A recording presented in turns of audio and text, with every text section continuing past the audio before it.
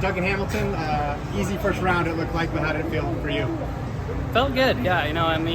Never done an outside water jump, so it's good to see the track. It's a hectic start. It's like sprint for 30 meters, and then okay, now settle in a little bit. So good to see that. Good to experience the heat and humidity. Not used to that from Montana, but overall felt good. Happy with it.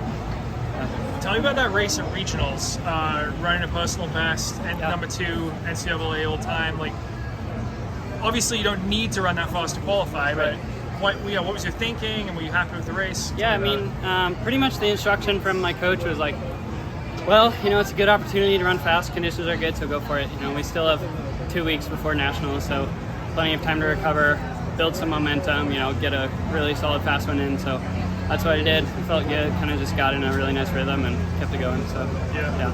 Do you think the final, you think you'll try to make it fast as well here? I don't know. Coming off of last year, didn't work perfectly, but still don't know for sure. Were you holding something back in that prelim race and in Sacramento? Not totally. It was a very strong solo effort. I'd like to think with people up there, I'd have more to give though. It seemed like last year NCAAs you were really worried about getting the world standard. This year you don't have to worry about that. So, yeah, that's not going to be a motivator in the final. Even if Hillary's the only one with the standard right now, so I'm not thinking about that. I'm just thinking about a title. But your world rank is high enough, right? Yeah, exactly.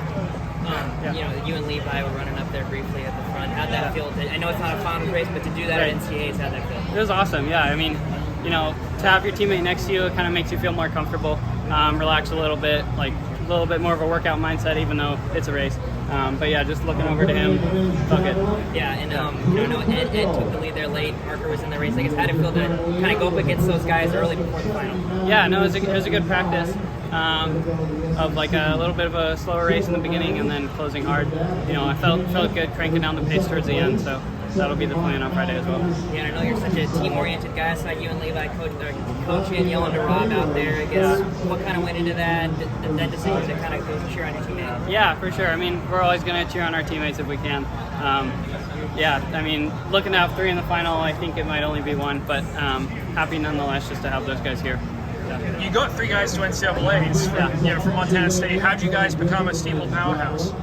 It all starts with Lyle. He made a couple Olympic trials teams, so he kind of just has everybody try it.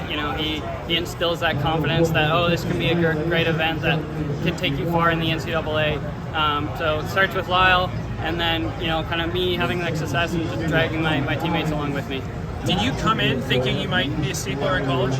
No, I didn't really know what it was until somewhere around my freshman year conference time. He's like, hey, I think you can win conference in Steeple this year, so that's when we started. Yeah. But I've seen, you guys, I think you guys have called yourself Steeple U, but I've also seen Eastern Kentucky apparently has shirts that say Steeple U. BYU has a pretty good history. Is there a rivalry there between the Steeple U's? I think everybody, once they have 1 or 2 people doing well in one event, will put U at the end of that. So, but yeah, I think we had the fastest average of a squad, so we're going to go with that. All right. Well, maybe we'll settle it in the final on Friday. Thank you. Appreciate it. Thank you very much.